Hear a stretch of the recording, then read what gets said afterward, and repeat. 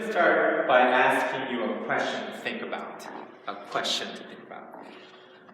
Do you see hope in church? That's a big question. I'll make it a little bit more specific for you. Do you see hope in an institutionalized religious organization?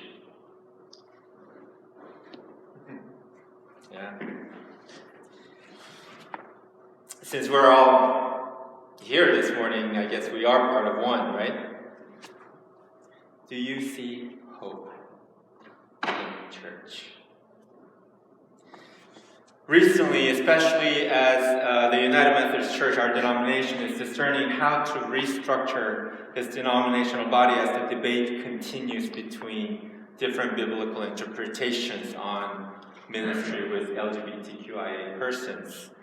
I've been asking this question to fellow pastors, colleagues, and lay people, especially young people. This question: do you see hope in an institutionalized religious organizations? And as I'm asking this question, I started to pay attention to my own intentions behind this question and how I was asking the question. Am I being critical or cynical, expecting the answer to be no?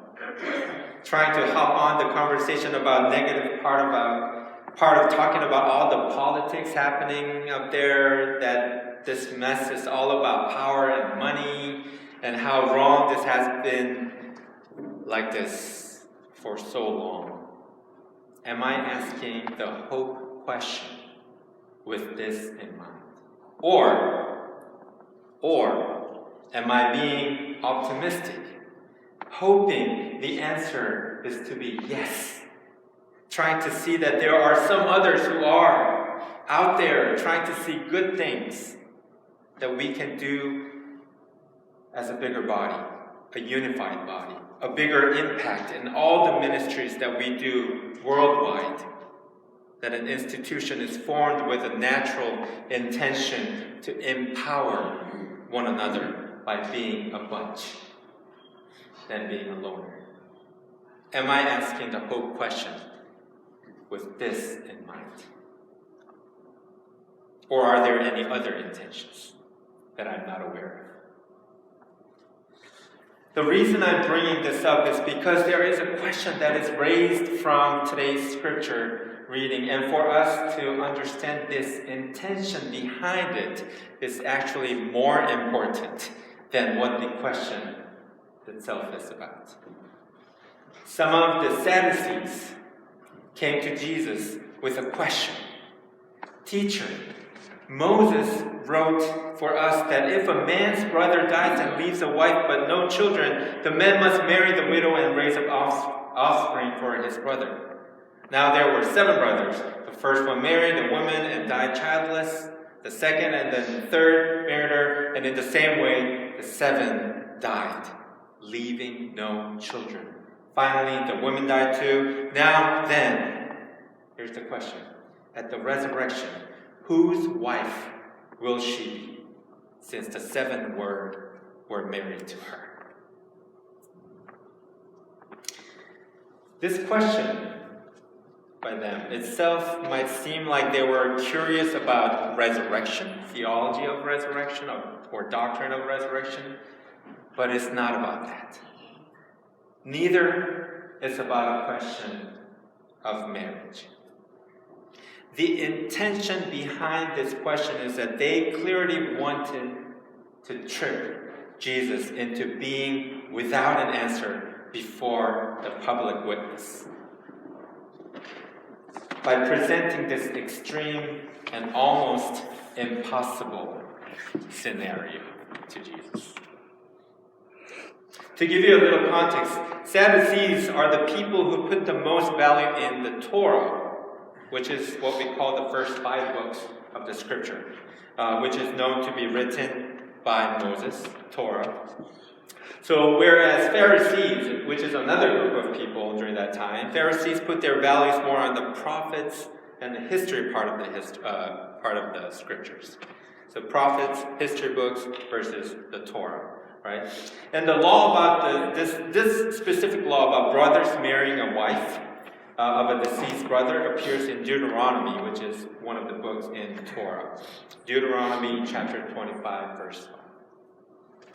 The original intention of this law was to prevent a childless widow from being out in the streets homeless or become a prostitute without a husband. Because that's what happened during that time. It was to protect the widows by asking legal responsibilities to keep them within the family. So coming back to today's scene, it is obvious that the Sadducees were very twisted in their intention when they came with their question. But why? Why then, if not the genuine curiosity about resurrection or marriage? Because they were anxious. They were anxious. Sadducees, they were the 1%ers of their days. They were the 1%ers. They were the elites. They were the crazy rich and powerful. They were the ones who had their children in those private boarding schools. Because of that distance with the other 99%, the law and the teachings of Moses they claim that are so important to them was not so much about the original intention of the law to look after the powerless of the society, but rather a mere concept. It was a concept for them. An intellectual play with words while having nothing to worry about themselves. They just could not let this Jesus movement be a possible threat to the security of their privilege. That's what this debate with Jesus was all about. Their systemic anxiety being expressed in this way. And this is pretty much how our world we live in works too. When a small group of people has power and privilege, either by economic status or by a social status or by a specific race or by gender, the system will become very anxious once that power is threatened by others. And it will be doing anything to prevent and to preserve its privileges. That's when these categories become isms in our society. What we need to do is that we need to be consistently mindful of this nature of our system that we may be part of. Because while some of us are debating between the policies and as we listen to the news and the debates from our governments, playing with the words, there are some of us who is worried about being able to pay rent for the next month and heating bill this coming winter. Because while some of us are debating between scientific proof about the climate change, there are families who can't be in their homes because of the wildfires and floods at this very moment. Because while some of us are talking about our feelings about the immigration laws, there are children at the border right now adding more trauma after trauma to their brains.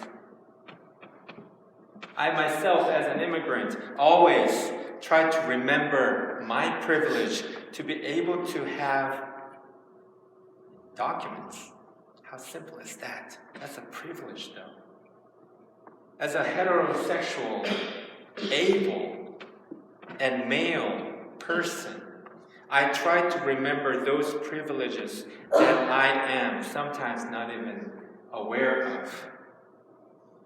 That some need to fight their way, sometimes their entire life fighting to experience those same privileges that I don't even question that I have now.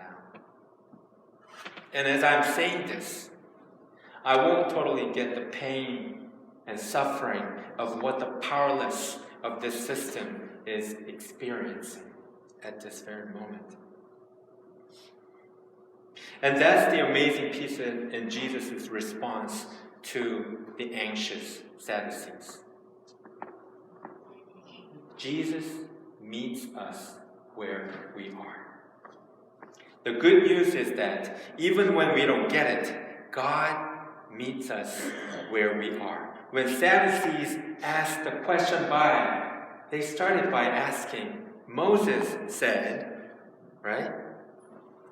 Jesus answers them by, Moses said, the God of Abraham and the God of Isaac and the God of Jacob. The language, the culture, and the class of where Sadducees were, Jesus met them there. So going back to my initial question, do you see hope in church? Do you see hope in an institutionalized religious organization? I believe it is part of the nature of being a human to be tribal, to establish cities and towns, nations, and even institutions with the people who share the same values, cultivating certain culture and tradition over history by telling stories to the generations after us. I don't believe there's anything wrong about what institutional nature of church in its essence. It's just part of who we are and how we do things in this world. So it's more important to ask ourselves, why am I asking this question? Each sermon, as I prepare each sermon, I reflect on this question of what do I want this sermon will do to those who hear it? I always ask that question as I write this sermon. And through this sermon, I'm hoping that we realize that it's not so much about asking the right questions, but it's about asking questions with the right intentions. That's the first step. And then the second step is feel that intention that you just realized. I recently heard that remembering the emotions of an experience help your brain to learn that information better. It trains your brain to internalize that new piece of information and reshape your brain that way. So first is to ask, what is your intention when you ask the question? And then the second, what was that feeling like? Remember that feeling. So rather than asking, why is this happening to me?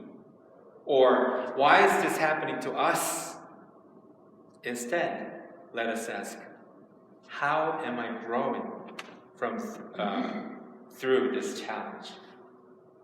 Instead of saying, there's no hope in this religious institution created by human beings, let us say, how can we make an impact in our community as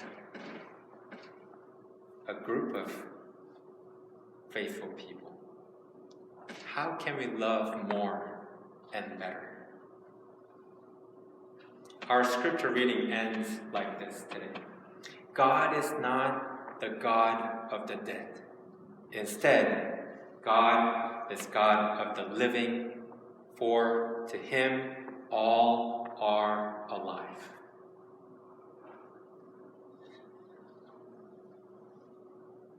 Think about what you just heard.